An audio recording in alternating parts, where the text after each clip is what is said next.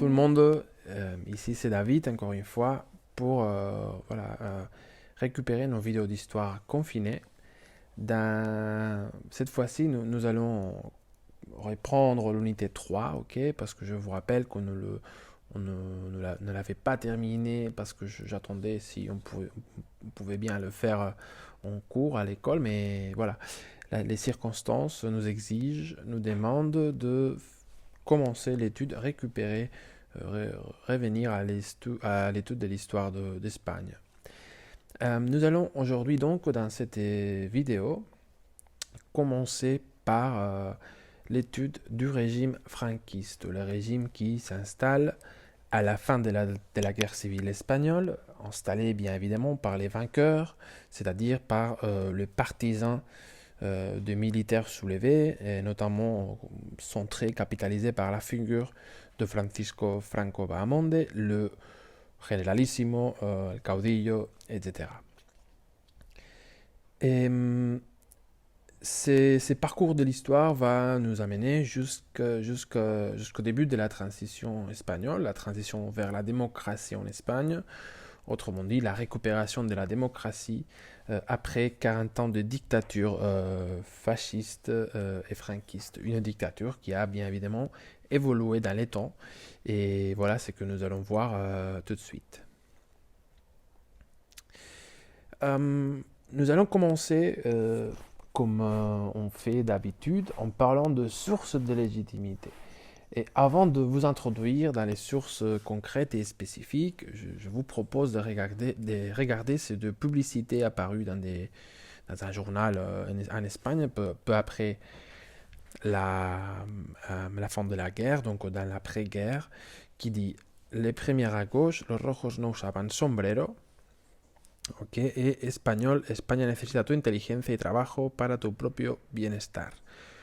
Con enérgica perseverancia se crea un imperio. Les buenos libros. Attention, ce qu'on entend, ce qu'on comprend comme buenos libros. De l'auteur Arrarás, Franco. De Maeztu, Defensa de la Hispanidad, Humanismo frente al comunismo. Et bon, en tout cas, ces deux affiches, ces deux publicités nous expliquent déjà quelle est la vision. Okay, pendant 40 ans, on va entrer dans une étape très obscure de l'histoire de l'Espagne parce que ce sont les vainqueurs, c'est-à-dire une partie de la société espagnole dirigée par les militaires et ceux qui ont reçu l'aide et la collaboration directe de fascistes, les Italiens et Allemands, les nazis, vont dominer et gouverner avec main de fer l'Espagne. Okay, donc, on peut se demander pour commencer l'étude de la dictature, quelles sont les sources de légitimité de cette dictature, de ces années de fascisme en Espagne.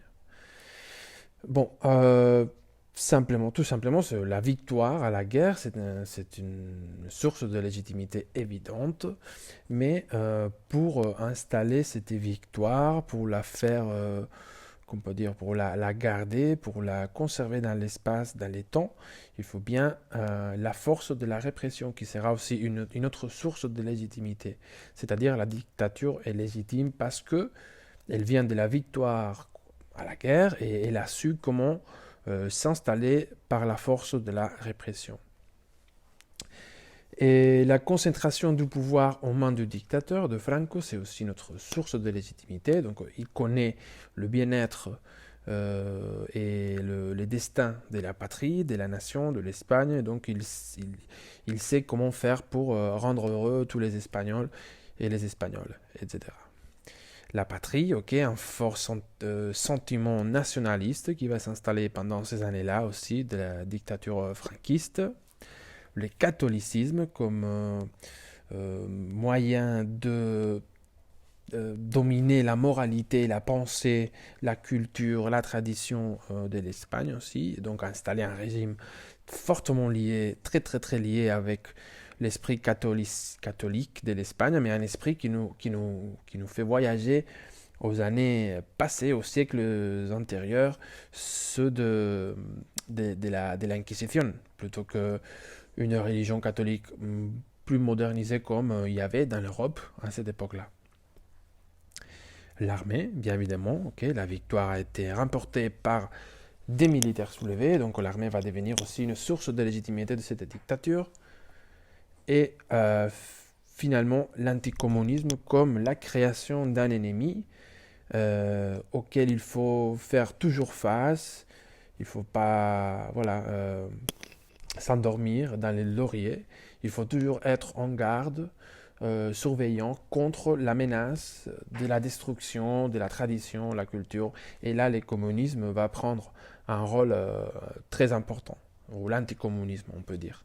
Et en fait, cet anticommunisme, cet esprit anticommuniste de l'Espagne franquiste va lui ouvrir les portes de l'escénario international. Parce que, n'oublions pas que cette dictature va se dérouler dans les années de la guerre froide, dans lesquelles il y a une forte polarisation idéologique, et le camp des Américains, des USA, du capitalisme, va embrasser l'entrée de l'Espagne dans le scénario international à cause précisément de ces sentiments anticommunistes. Excusez-moi. Et observez ce cahier scolaire franquiste, ok. Une autre manière de légitimer ce qui se passe, de légitimer la dictature, c'est bien évidemment l'endoctrinement idéologique. Je ne sais pas si vous pouvez lire ce qu'il y a, mais je vous dis quelque chose. Par exemple, lección 6, la bandera nacional y el escudo. 7, la bandera nacional sindicalista. 8, la bandera tradicionalista, le drapeau carliste en fait, mais qui sont appelés les traditionalistas. Mais si on passe à l'autre page, il dit lección 12, himnos. El himno nacional es la antigua marcha granadera, llamada después marcha real. C'est l'hymne d'aujourd'hui de l'Espagne. El ta ta ta ta, c'est ça, la marcha granadera. Mais son cantos nacionales, el cara al sol, o himno de la falange, el Oriamendi, c'est l'hymne des carlistes, et el himno de la Legión. Lección 13, atención. Gritos. Arriba España, expresa nuestro deseo de elevar a España a la cumbre de la grandeza. España una, grande y libre, por el imperio hacia Dios, por la patria, el pan y la justicia. Bon. Des éléments d'endoctrinement idéologique. On peut voir aussi, par exemple, dans la description que les cahiers scolaires franquistes des premières années du régime dit par exemple, ¿no? Dit Franco es el caudillo de España, Franco nació en el Ferrol del Caudillo, attention, parce que c'est le Ferrol, une population de Galicia qui a été appelée el Ferrol del Caudillo, y estudió la carrera militar. Franco salvó a España y hace que cada día sea más rica, más poderosa y más respetada, y que los españoles seamos más felices. Bon. Je pense que l'idée d'endoctrinement idéologique, elle est claire, et vous comprenez déjà à ce moment-là que elle fait partie, non, il fait partie, ces procès d'endoctrinement idéologique, de sources de légitimité aussi. Là, ce sont des images aussi, la mujer féminine, non, comment doit-elle agir, bon, ça c'est aussi incroyable, je vous invite à chercher des infos du rôle de la femme pendant les franquistes, ok. Mais par exemple ici, andar gracioso y suave, instinto genésico pasivo, c'est-à-dire elle ne cherche jamais à avoir du sexe, ok. Elle accepte toujours le sexe de l'homme, mais elle ne proposera jamais d'avoir de rapports sexuels, etc. Afición a las tareas del hogar, deseos de maternidad, afición a las cosas concretas, en un abstract, no a la philosophie ou la politique, bon. Enfin. Ce que je vous racontais tout à l'heure. Alors, en parlant de légitimité donc de ces régimes, je choisis cette image que vous connaissez déjà parce qu'on l'a vue et on en a parlé à Museo de la Junquera, je me rappelle, mais il est, je pense, intéressant de sortir cette idée, l'idée de la manipulation absolue, même des images, dans cet entretien à Bayonne avec à Endaya, excusez-moi, avec Hitler, l'année 40, pour avoir une idée claire de comment le régime va s'expliquer soi-même et se développer dans les années en Espagne, à partir de la manipulation de la manipulation, pas seulement de ce qui se passe, de ce qui se passera, mais de l'histoire aussi de l'Espagne et les valeurs morales, les valeurs idéologiques qui doivent régner dans les pays à cette époque-là. Alors, un peu plus en particulier, parlons de l'idéologie franquiste, c'est-à-dire des caractéristiques du régime franquiste.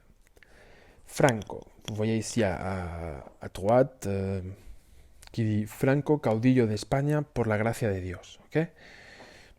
Quel sera le régime installé sur la base de cette idée de Franco comme caudillo d'Espagne, grâce à Dieu? Donc on récupère, observez comment on récupère une idée qu'on avait laissée dans les oubliettes de l'histoire, dans les siècles de l'absolutisme. Quand on parlait de la gracia de Dios, donc de la souveraineté divine, bon voilà, que Franco, pour installer le régime dictatorial qui sort de la guerre civile espagnole, il va récupérer cette idée de l'absolutisme, de la souveraineté divine. Franco, c'est le caudillo d'Espagne parce que Dieu le veut. Voilà. Donc, je pense que cette idée elle est intéressante pour situer idéologiquement la pensée et l'idéologie franquiste. Alors, plus en particulier, plus en concret, les caractéristiques de ces régimes franquistes peuvent se résumer. Il y en a d'autres, bien évidemment, mais j'ai essayé de résumer, synthétiser quelques idées. Okay. D'abord, un nationalisme espagnol à outrance et un anticommunisme, comme je vous ai déjà dit. Cette idée, elle peut s'illustrer très bien à travers les concepts mis en place, on l'a vu en parlant de la guerre civile espagnole, mais mis en place pendant la guerre civile. La guerre civile, ce n'est pas vraiment une guerre civile pour les franquistes, pour le régime qui va expliquer l'histoire récente du passé à ses propres profits, on peut dire, mais c'est une cruzada. Okay, une cruzada qui justifie en même temps la répression. Okay, parce que on est en train de glorifier l'Espagne, le pays, dans son histoire impériale, etc., etc. Et c'est pour cela que la guerre civile était nécessaire, c'était une cruzada, et la guerre civile ne terminera pas en fait l'année 39. Vous me comprenez? C'est vrai que les combats armés vont terminer l'année 39, mais les années qui vont suivre la fin de la guerre, c'est-à-dire les années d'après-guerre, ce sont des années de forte répression. Okay, je vous expliquerai après un peu plus en particulier. En fait, je vais le faire tout de suite. La répression en Espagne, pendant les années qui vont suivre à la proclamation de la victoire en avril de l'année 39, va prendre plusieurs formes. D'abord les assassinats, des camps de concentration, qu'il y en aura plusieurs.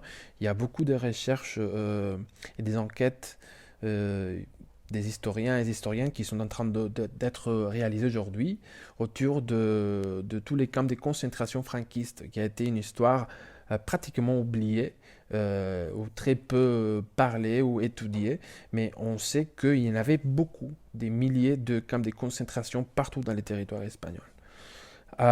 Disparition forcée, judice militaire, donc voilà, pensez à ces époques qu'on a déjà travaillé en cours d'histoire, où les militaires vont prendre le contrôle, les rôles de la vie sociale, de la vie civile, à travers, par exemple, je pense par exemple à la ley de jurisdicciones ou à la dictature de Primo de Rivera, licenciement, okay, des ouvrières ou des travailleurs qui sont jugés sensibles d'appartenir à une idéologie ou à ne pas partager les idéaux du régime sont licenciés, donc forcés à la pauvreté extrême de lui-même et de sa famille.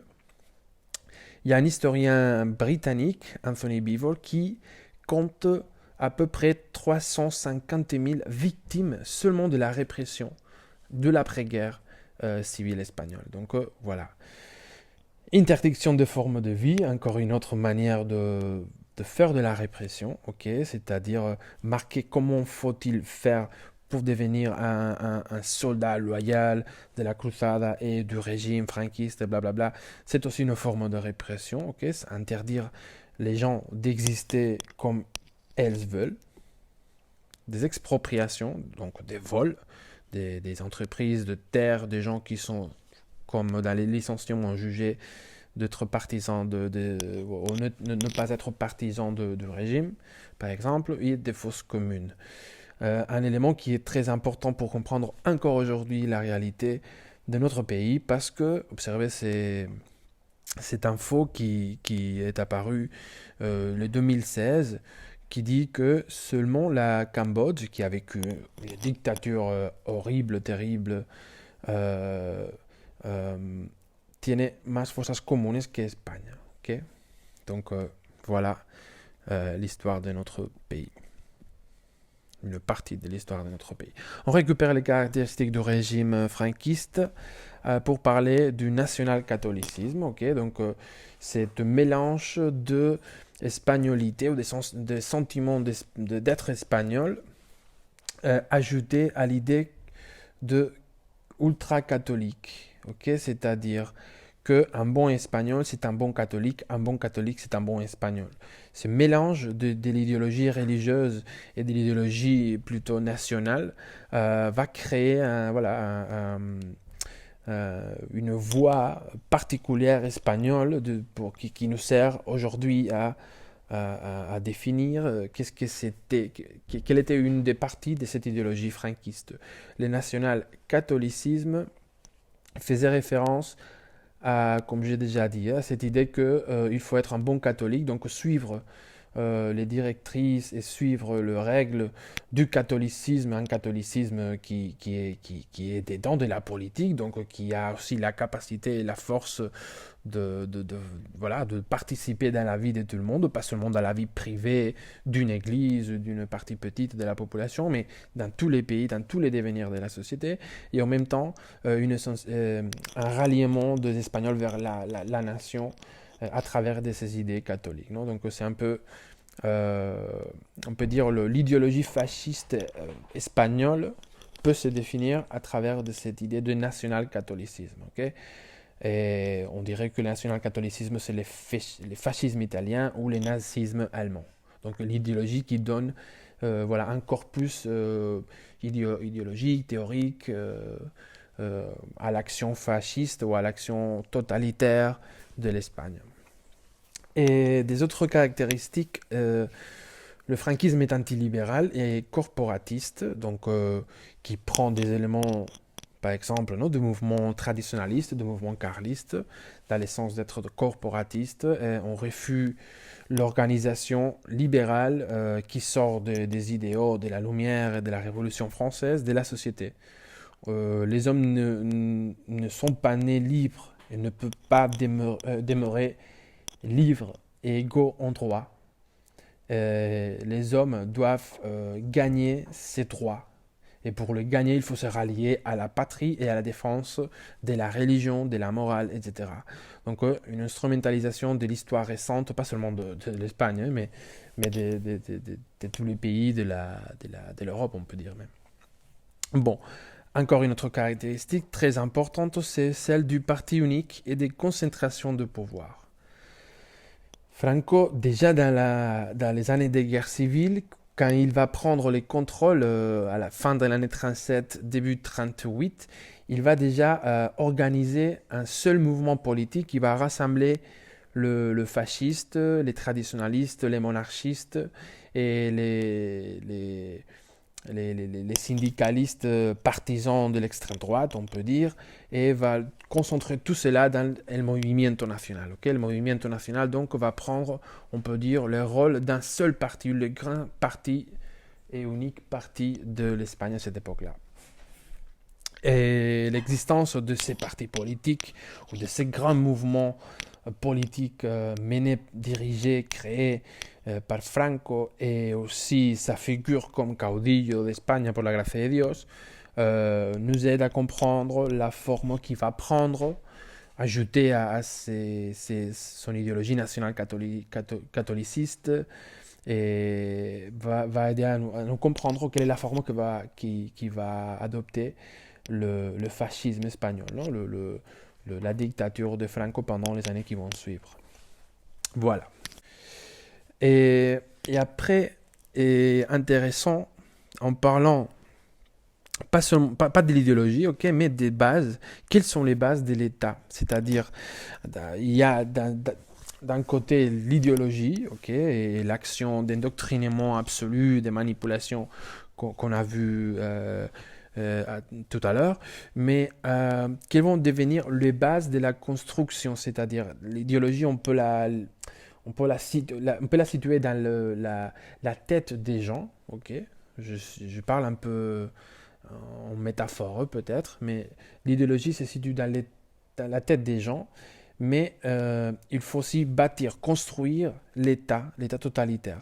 Quelles seront donc les bases de cet État? Comme je vous ai déjà dit, el movimiento, okay, les movimientos, c'est le grand parti, le rassemblement, la création d'un grand parti unique, okay, qui va devenir donc la seule forme de participer en politique dans les années franquistes. Participer en politique, ça veut dire bien évidemment suivre les consignes, les directrices et les ordres de la hiérarchie militaire et de la hiérarchie franquiste, bien évidemment. Mais bon, il y a cette articulation de la politique ou de la vie sociale à travers les mouvements. Les mouvements sera formé l'année 38, donc au milieu de la guerre civile espagnole, quand il a pris le contrôle absolu de la soulevation, on peut dire. Sera formé par la phalange espagnole, par la tradicionalista et de las Junts, donc par la phalange espagnole, par les partis traditionalistes et las Juntas de Ofensiva Nacional Sindicalistas, qui sont les syndicats d'extrême droite très proches del phalangisme. L'armée, ok, l'armée, le contrôle de l'armée, la fidélité absolue de l'armée, après avoir bien évidemment nettoyé tous les administrations, tous les bataillons de possibles soldats contraires à la dictature, aux partisans de la démocratie, bien évidemment, l'armée va devenir la garantie de pouvoir absolu. Bien évidemment, lui-même, Franco, il est un général, il est un militaire, donc il sait comment le faire, bien évidemment. L'Église. L'Église sera aussi, l'institution ecclésiastique en Espagne, sera aussi un élément très important de construction de la base de l'État franquiste. Comment ça? À travers notamment de la justification et la légitimation du coup d'État et de la guerre civile. L'Église sert aussi à contrôler les soutiens populaires. C'est la base du soutien populaire, c'est-à-dire c'est un agent de contrôle social très très fort, très important dans ces années.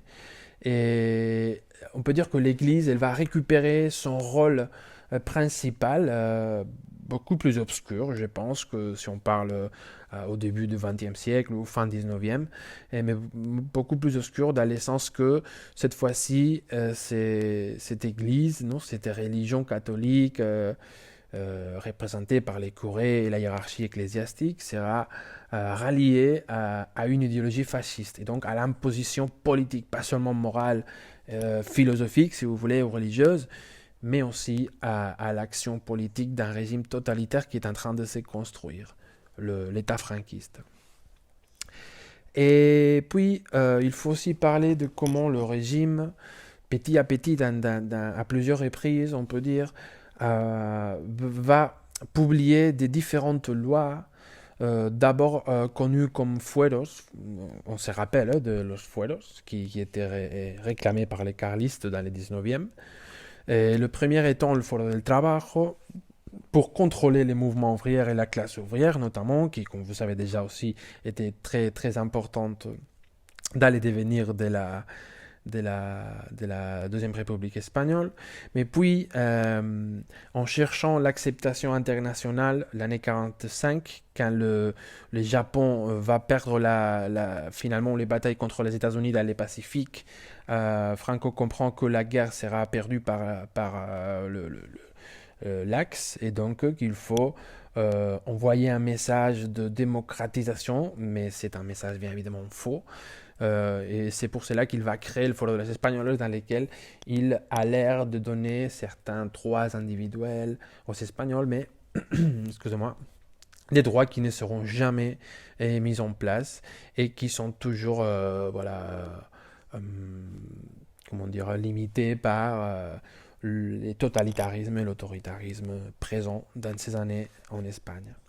Et plus tard, dans l'année 58, la Ley de los Principios del Movimiento Nacional, ce sont tous en fait des essais légaux, on peut dire, d'installer une normalité légale, institutionnelle, pour donner la sensation de avoir à chaque fois un État plus fort, okay? Une administration plus forte qui se base dans certaines lois, comme par exemple ces lois-ci. Mais bon, on peut parler un peu plus de cette partie dans les vidéoconférences, parce que je pense que vous allez avoir des questions par rapport à ça. Et je serai ravi de vous répondre. Je vais finir ici seulement en vous expliquant de quoi il s'agit la prochaine vidéo. Ok, qu'est-ce que nous allons parler dans la prochaine vidéo. Et on a vu en fait jusqu'au présent les bases idéologiques et de l'État franquiste, aussi les éléments de légitimisation, voilà, et des différents éléments. À partir de la prochaine vidéo, je vais vous expliquer l'évolution chronologique à peu près, okay, les trois grandes étapes dans lesquelles on peut diviser le régime franquiste. Je parle de la première étape d'affirmation et consolidation du régime, ce qu'on connaît comme l'étape de l'autarcie. Puis l'ouverture, la deuxième étape, l'ouverture et développement économique. Et finalement, la crise finale et la mort du dictateur et la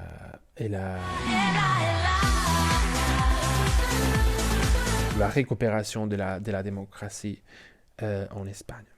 Mais pour l'instant, et je vais couper la vidéo ici, ok? Et je vous dis, bon, on se voit à très bientôt, j'espère, et à la prochaine vidéo. Allez, ciao, ciao.